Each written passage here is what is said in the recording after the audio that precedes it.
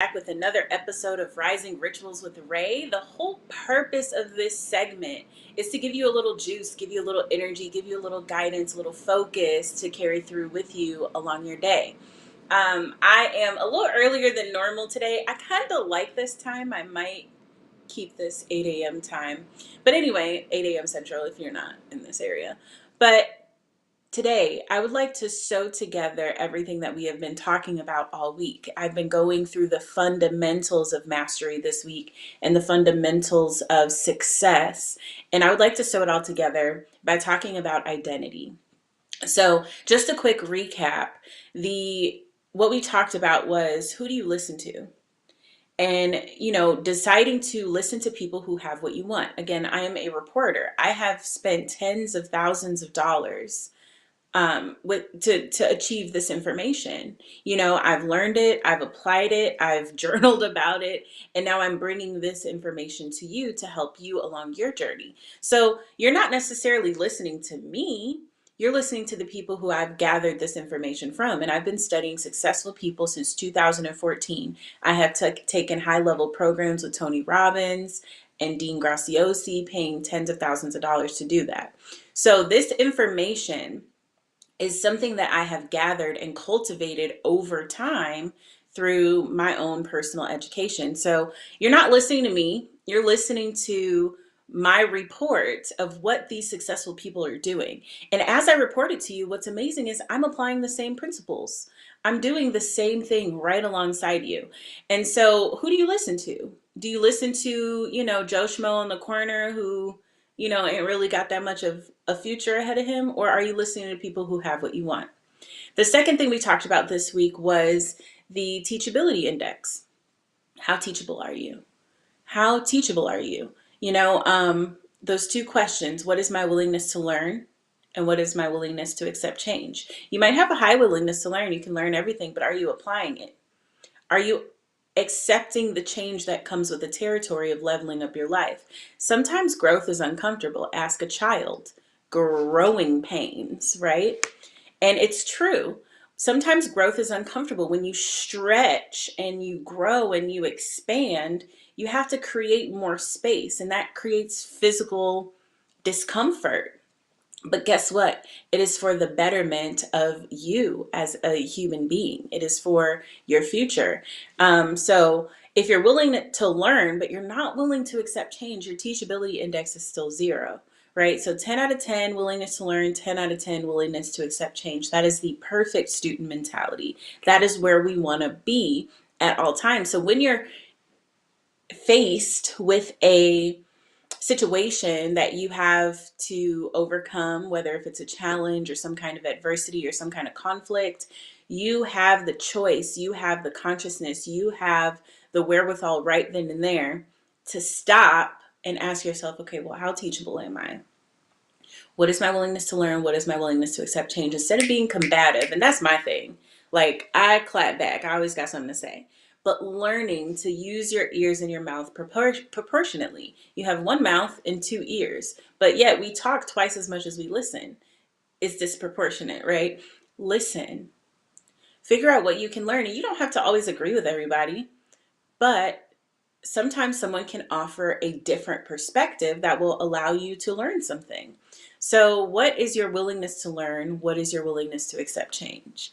And then we talked about the training balance scale, about something being unconsciously incompetent to being consciously incompetent to being consciously competent and then to being unconsciously competent.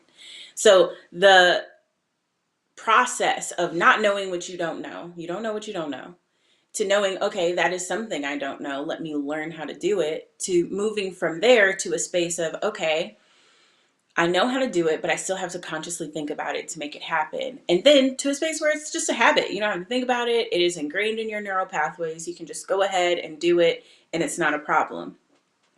So what I would like to talk about today are the 4 classes of experiences, okay? And how this affects your identity.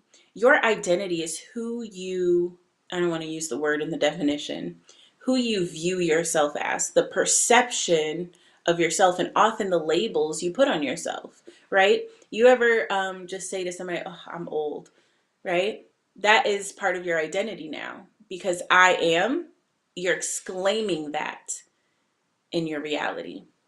So instead of saying like I'm old, you can say something like I'm growing wiser and wiser every day, you know?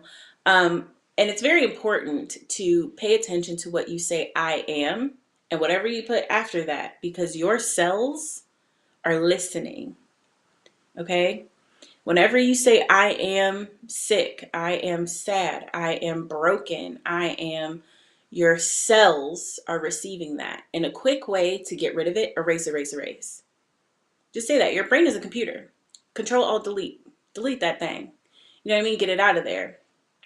But let's talk about how you can shift your identity, because I know that sometimes we get stuck in a certain hypnotic rhythm where you're not even conscious of it. You're stuck in the motions and you're doing the same thing over and over. There are 4 classes of experiences. The first class of experience is it's something that you do that it feels good, it's good for you, it's good for others, and it serves the greater good. So something that is good for you, it feels good, it's good for others, and it serves the greater good. These are experiences such as like working out, meditation, things that are going to help you grow, things that are good for others because you're not snapping off on other people because you're in alignment, right? Grounding. These are things that feel good. They're good for you, good for others, and they serve the greater good. The second class of experiences are things that don't feel good, but they are good for you.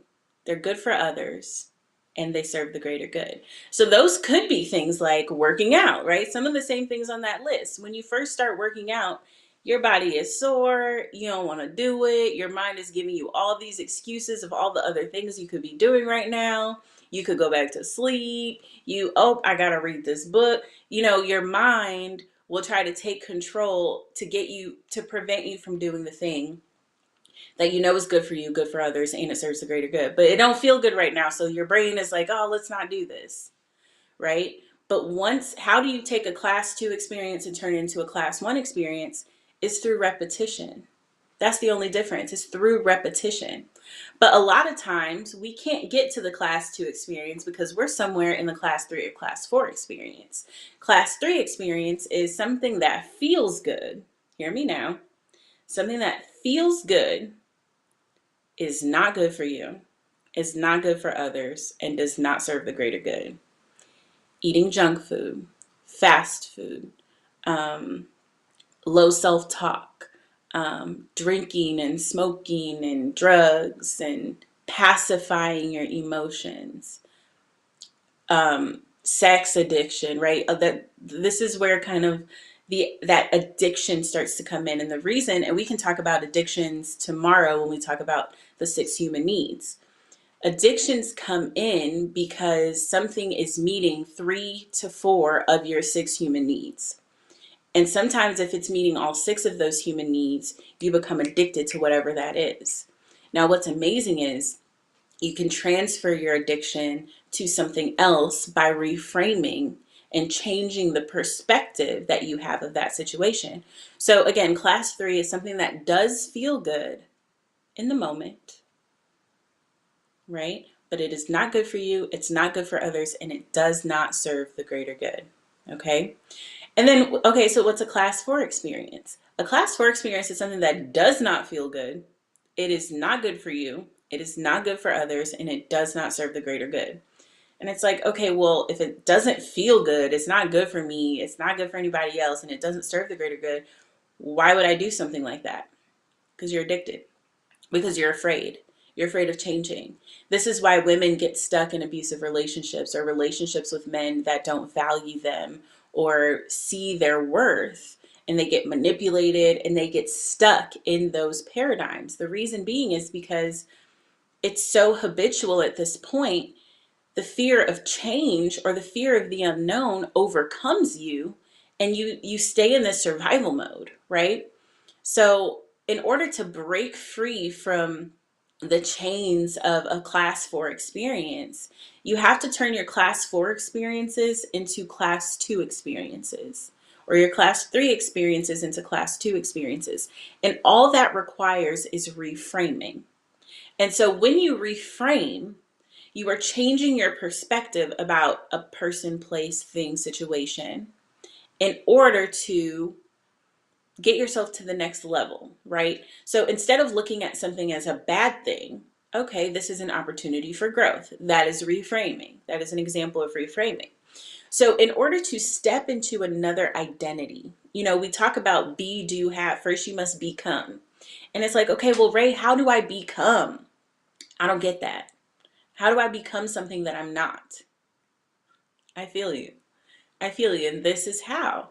You have to audit your actions, audit your behaviors, audit your habits, and look, okay, what is in my life right now that is a class 3 or a class 4 experience? What is something that I do that's not good for me, not good for others, and does not serve the greater good? How can I reframe that habit and turn it into something that might not feel good at first, but it is good for me? It is good for others, and it does serve the greater good. How can I change that experience? So let's utilize something such as alcoholism, like you drink too much or something, right?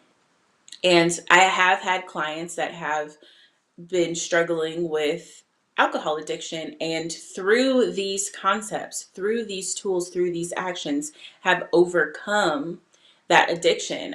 Shout out one of my students, I'm not going to name no names, but she's been sober for over 4 months now. That's amazing, after like going a couple weeks without being able to be sober. So shout out to her. And so these things can help you change. So let's say you have an alcohol addiction or whatever your addiction is. It could be food, it could be sex, it could be anything.